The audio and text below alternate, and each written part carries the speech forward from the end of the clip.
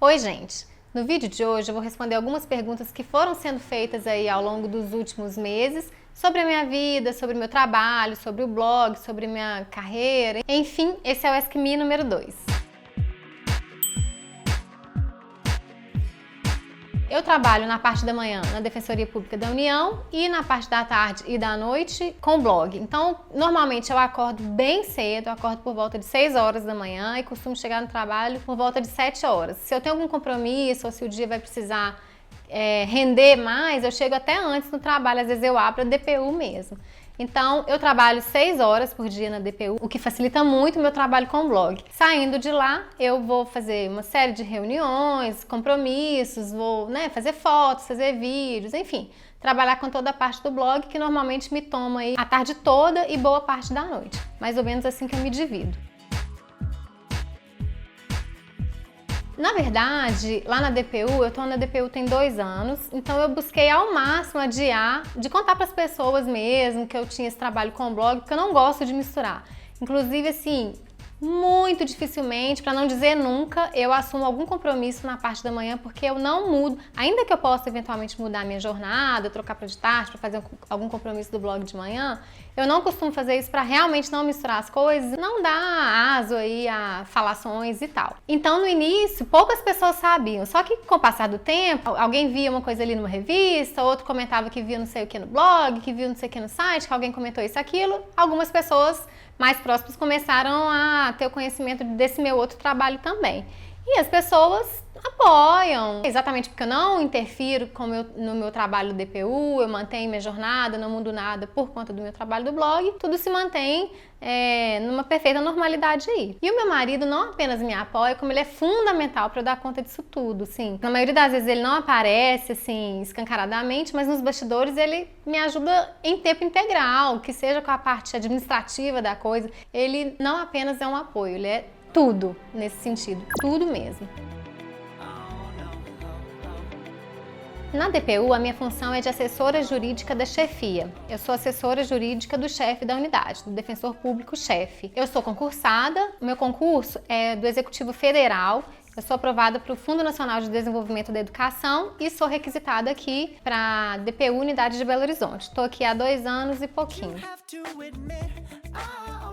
Bom, eu já prestei uma série de concursos. A gente que é do direito, assim, sabe que grande parte da carreira é seguida nessa área dos concursos. Eu já fiz concurso para magistratura, para Ministério Público, para Advocacia Geral da União, mas depois eu fui vendo que, embora esses concursos sejam ótimos concursos e vale realmente muito a pena, eu gostava mesmo da parte mais de pesquisa, na atividade mais acadêmica, então eu direcionei meus estudos para alguns concursos que eu conseguia trabalhar na parte consultiva, de pareceres e tal. E aí eu fiz concurso para o FNDE, que eu passei, o INEP também, o cargo de pesquisador eu passei, mas na época eu escolhi o FNDE, para mim seria melhor. Passei também para o Ministério do Meio Ambiente, uma parte também de pesquisa, especificamente na parte constitucional, que é uma área de grande interesse meu, e já fiz uma série de outros, já preparei para a Controladoria Geral da União, do Tribunal de Contas da União, já fiz uma série de concursos aí, como todo estudante de direito que segue por esse caminho, nem que seja por um momento. Eu me formei em Direito na PUC e logo depois que eu me formei, eu fui morar no Canadá, estudar um período de inglês ali, 3 meses no Canadá. Eu voltei e aí eu fiz a prova da OAB para pegar a carteirinha da OAB. Até fiz a prova separada da minha turma, porque na minha época normalmente fazia 2 vezes no ano, acho que agora são 3. Mas eu nem cheguei a pegar minha carteirinha, peguei só o certificado porque eu ainda não estava advogando, eu estava com a ideia de me preparar para o mestrado. E foi o que eu fiz. No segundo semestre eu fiz algumas disciplinas como ouvinte no mestrado e tal, para me preparar aí para a entrada no mestrado. Então eu fiz o mestrado, durou 2 anos, e no meio do mestrado eu fui chamada para dar aula na PUC. Aí eu dei aula na PUC de contagem, a disciplina era hermenêutica jurídica. Depois eu dei aula na PUC São Gabriel, era uma disciplina de Direito Constitucional, e eu dei algumas matérias na PUC BH, na unidade de Coração Eucarístico. Mas aí eram algumas disciplinas que eu só substituí alguns professores. Depois disso, mais pro final do mestrado, eu fui chamada para ser tutora na PUC Minas Virtual. Eu era tutora de um curso de especialização à distância. Paralelamente a isso, eu fui convidada também para trabalhar na assessoria jurídica da Advocacia Geral do Estado aqui de Minas, né? Enquanto eu era até ali na Praça da Liberdade, hoje é o prédio do CCBM, CBB, que eu acho maravilhoso. Eu trabalhei lá como assessora do advogado-geral adjunto por 2 anos. Por mais 6 meses, eu trabalhei com a esposa desse meu chefe, eu trabalhei na presidência do IEFA, eu era assessora dela, que era presidente do IEFA, que é o Instituto Estadual de Patrimônio Histórico e Artístico de Minas Gerais. Eu ficava na parte jurídica da presidência. E aí nisso, quando eu estava nesse momento aí no IEFA, eu recebi um convite de uma pessoa, de um professor que foi da minha banca de mestrado, para assumir um cargo em Brasília, um cargo que era muito bacana na época. Eu até sofri muito para tomar a decisão, mas acabei tendo que ir porque era uma coisa que valia a pena em termos de carreira jurídica mesmo. E aí eu fui para Brasília, fui trabalhar no Conselho Nacional do Ministério Público e paralelamente a gente fazia uma assessoria para o Procurador-Geral da República. Uma honra e uma grande possibilidade que eu tive, na verdade a única possibilidade que eu tinha de colocar em prática o meu aprendizado no mestrado, que era mais específico, mais direcionado. Eu sempre fui mais voltada para essa área acadêmica, só que quando a gente chega em Brasília, a gente vê que o mundo lá é o mundo dos concursos. Então, aquilo, né? Até então eu era cargo em comissão, eu não tinha ainda garantia do concurso público e foi aí que eu comecei a me preocupar e tal. E aí eu comecei a estudar para alguns concursos e nisso eu fiquei no conselho de dezembro de 2007 a meados de 2013. Foi quando então eu passei no concurso do INEP e do FNDE, foi na mesma época e eu acabei assumindo no FNDE. Assumi no FNDE, eu fui assessora jurídica da Procuradoria Federal que atuava dentro do FNDE. E de lá que eu consegui vir para BH. Ufa! Essa é uma pergunta que ela é extremamente recorrente, várias pessoas chegam para mim perguntando. Eu achava que não ia ter graça contar como foi a minha trajetória nos estudos para concurso, mas como isso chega a todo instante, eu percebo que é uma demanda real, as pessoas querem saber disso, então eu decidi fazer um vídeo específico sobre isso. Então eu não vou responder isso aqui agora não, mas acompanha que daqui uns dias vai vir um vídeo no canal específico sobre como eu me preparei na busca aí do tão sonhado cargo público. Gente, na verdade, nem sei dizer assim, não tem uma coisa muito certinha não. O fato é que, como eu divido meu tempo de manhã na DPU e à tarde com o blog, necessariamente eu vou mexer com isso de tarde ou de noite.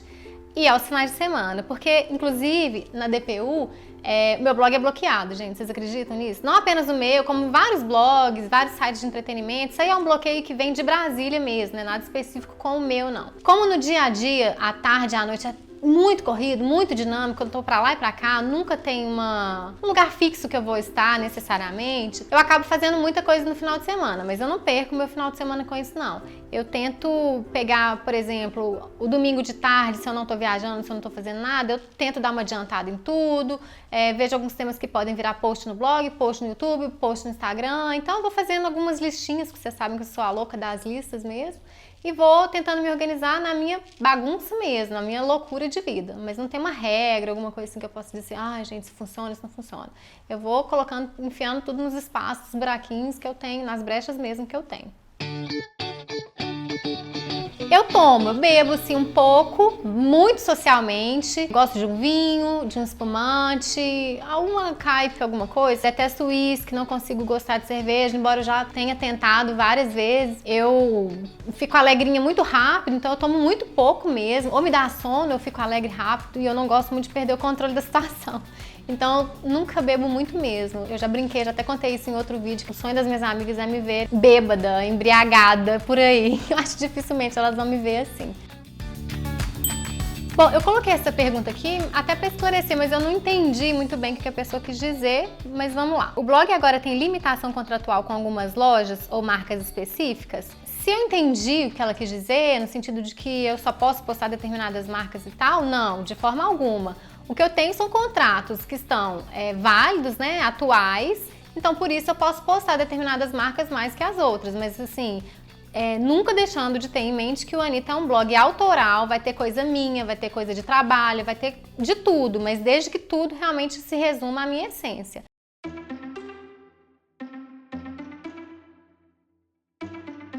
Gel. Eu já respondi essa pergunta até de forma detalhada no outro vídeo que eu falo sobre o meu corte de cabelo e ali eu conto sobre todos os produtos que eu uso, todos os cuidados que eu tomo com o meu cabelo. Não deixe de assistir. Isso aqui eu achei até engraçado. Você não tem dó de usar maquiagem todos os dias? Gente, eu tenho. Eu super compartilho desse sentimento dessa pessoa que deixou essa pergunta, porque eu fiz uma pesquisa e as pessoas colocaram algumas perguntas que elas queriam saber sobre mim e sobre o blog. Só que é uma pesquisa que não tem nome, né? Não dá pra saber quem é a pessoa. Mas ela falou que ela morre de dó de colocar maquiagem, disso, daquilo outro. Ela acha que a pele fica cansada, mas ao mesmo tempo, se ela sai sem maquiagem, ela se sente horrorosa. E eu acho a mesma coisa. Quando eu saio sem maquiagem, eu fico horrorosa, meu olheirão, eu tô sempre devendo sono, então eu tô sempre com uma cara muito amassada e acabada e abatida mesmo. Mas o que eu faço? Eu não uso maquiagem assim todos os dias. Meu protetor tem cor, então isso aí pra mim já é meio caminho andado. Eu não fico enchendo minha pele de base, de primer, disso, daquilo outro, não.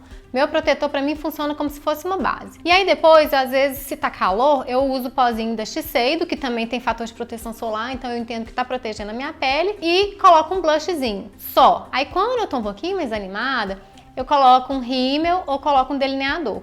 Só que eu morro de dó de usar rímel todo dia assim. Não sei, na hora do banho, assim, quando a gente vai tirar a máscara mesmo, eu sempre acho que cai cílios a mais do que deveria cair, então realmente fico com muita dó. Então, o que eu faço às vezes para poupar meus cílios? Passo o protetor solar, passo um pouquinho de blush e depois eu faço só um delineado. Então, eu acho que assim eu consigo um olho mais vivo, né, mais aberto, mais marcante, mas eu poupo meus cílios.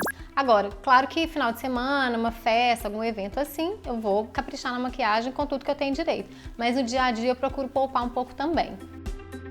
E finalmente, a última pergunta: quando você vai ser mãe? Bom, gente, eu ainda não sei.